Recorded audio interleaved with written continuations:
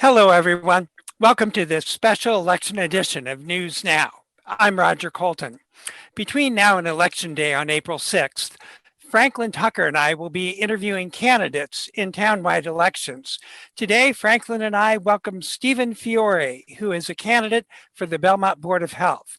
Let's get started. Franklin, you've got the first question.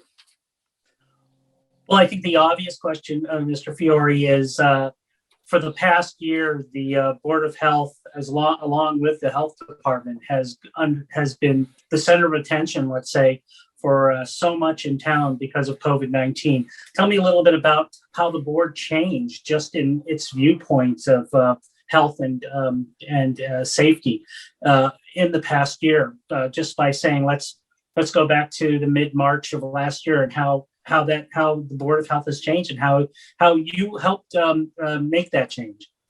Well, it's amazing how the whole world went sideways when COVID went down, and the response had to be immediate, and everyone had to be proactive. And I could certainly say that the Board of Health and the Health Department rather really stepped up completely. Literally, when COVID came in, their job is to do a lot of different things, from checking restaurants to checking for nuisance complaints to responding to whatever neighborhood issues that might be impacting health.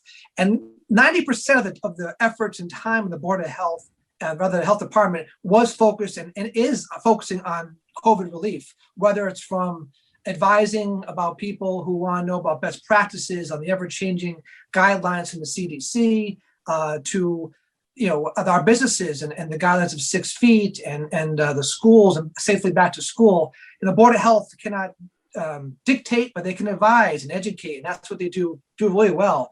And no question that in that time frame, their priority, and rightfully so, has been on COVID as far as educating everyone. The website and the updates weekly are amazing as far as the stats, and so proud of how Belmont is. I don't know, 0.7, 0.78, less than 1% of positive, and has really been a testament to people, the Health Department, and everyone in town doing their part as far as being socially distant, wearing their mask, and avoiding the gathering. So really, it's been a whirlwind effort. And even now, vaccinations are a priority. And although we can't do that so much now because of the state, we had 100 vaccines a week for a period of time until the state stopped that, and now hopefully that will resume for our people that want to get that vaccination more local.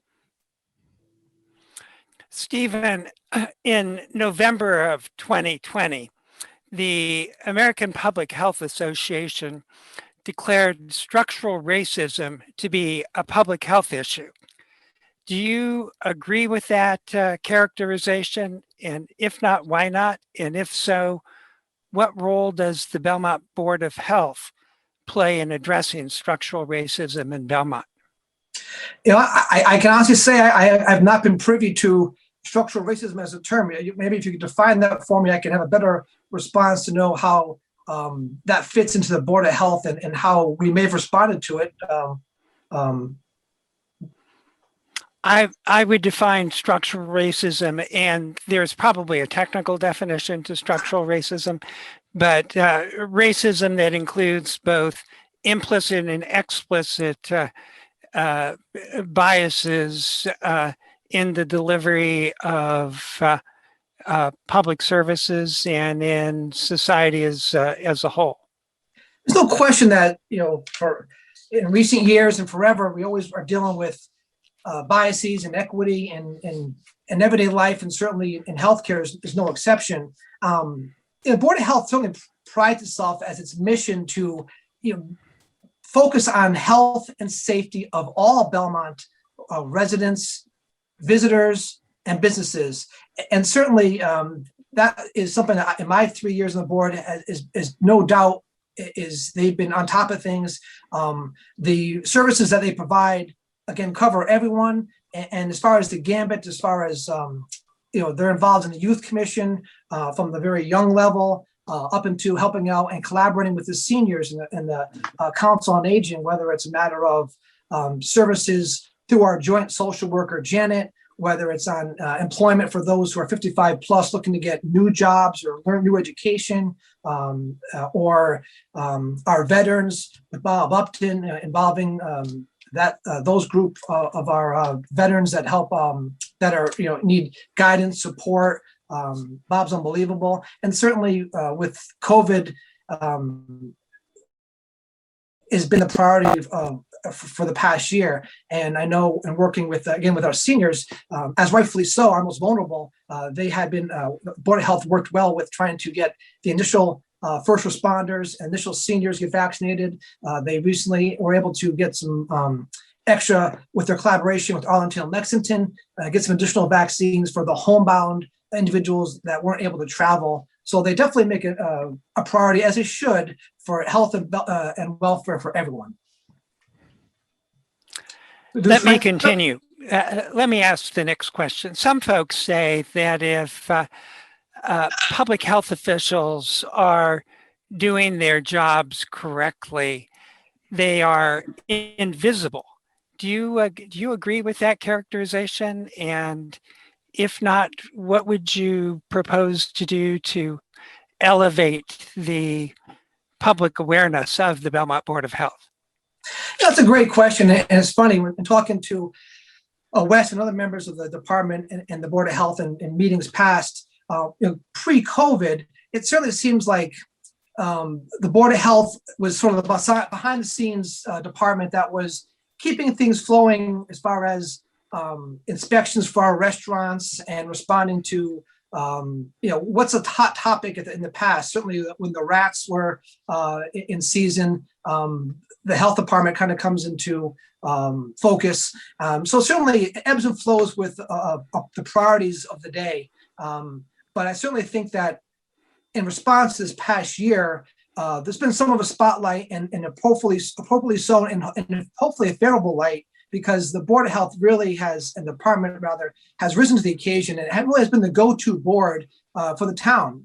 Whether or not it's the schools reaching out for advice, or businesses, or other health, other departments, seeking Wes and advice and guidance to get through the crisis. So certainly, I think now certainly the people know about Wes and what a great person and knowledgeable asset he is. So, Mr. Fiore, unlike the health department, the Board of Health is the policymaking end of health in Belmont. In the next 3 years, what are your 3 major policy issues that you'll be championing?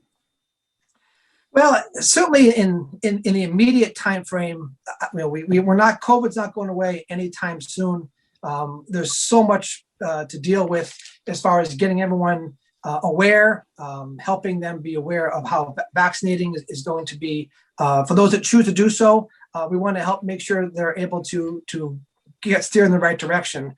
Hopefully they'll resume getting vaccinations locally. If not, the survey will give them opportunities to be mindful of when it's available, where they can go. There's a hotline to call. So COVID is certainly a priority, and will be for the foreseeable future. I also feel that mental health issues is something that I'm passionate about. Kind of goes hand in hand with COVID, to the extent that with mental health issues, it encompasses everyone. Our seniors who are isolated, not being able to visit and all ages, can't visit friends, can't visit family. There's no question that has been a strain and a concern for that. Our students who are either working from home, not seeing friends, not seeing teachers. So all that really is a concern that's ongoing and will be in the future. Depression is on the uprise. There's certainly potential for teens and young and suicide. So I think the mental health aspect is something I'm passionate about, and feel that that's got to be something a priority for everyone. I know the Board of Health does have a part-time social worker. I'd love to see that expand going forward in the future. Franklin, why don't you take the next question as well? Well, that was my next question, and that has to do with the override. If the override fails, there are a number of major cuts that are coming, and one of those would be social worker, both at the high school and at the senior center, would not be fully funded. How would you defend spending money on those 2 important mental health components to the town? Yeah, I mean, there's no question. I mean, the for the Board of Health, with respect to what their services, like any small town and most departments, you learn to make do with less. Certainly, because of the predominant efforts needed for COVID, if it wasn't for Wes and others' ability to get grants to supplement the funding of the Belmont Health Department, they would not be able to do what they're doing. I mean, normally they're able to do all the function with the restaurants and regulations and all that.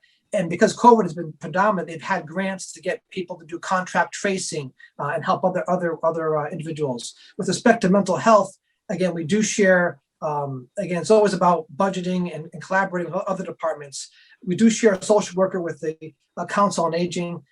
So if these are cut, it's one of those things where we have to try and team up with other departments. We also team up with other towns. We've shared a health nurse with Lexington for a while now too. So it's a matter of trying to reach out to other neighboring towns if need be, and share services as best we can, because it's going to help them and it's going to help us.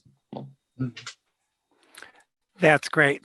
Steve, in the last couple of years, Belmont, along with the rest of the country, of course, has faced a couple of public health crises.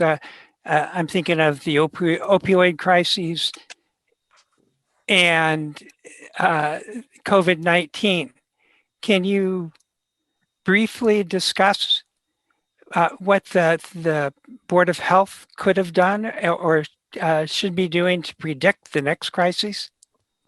It's a good question, and there's no doubt that you always have to have an eye on the next thing, that eye on the future, and a lot of that comes with, again, collaboration with education and dedication of the department, which we have that at plenty, and we also have a great network of collaborating with other health departments. So if they find something that's we haven't yet experienced, something that's coming up that their town and city is experiencing, chances are we might be too. So there definitely is something that is a great collaboration to keep the education. And I'm very proud of the Board of Health. They've, in the past, to your point, they were actually, they raised the smoking age from 18 to 19 to 21 before the state did that. They also were able to ban flavored tobaccos before the state did that. So they really have a good history of sort of forecasting what's out there and trying to be ahead of the curve as best they can. That's great. Thanks for joining us today, Steve. Thank you very much. You've been watching a special election edition of News Now. Today, we've been speaking with Stephen Fiore, a candidate for the Belmont Board of Health. Between now and Election Day, Franklin Tucker, my co-host, and I will be interviewing candidates for townwide positions. Thanks for watching. I'm Roger Colton. We'll talk with you again next time.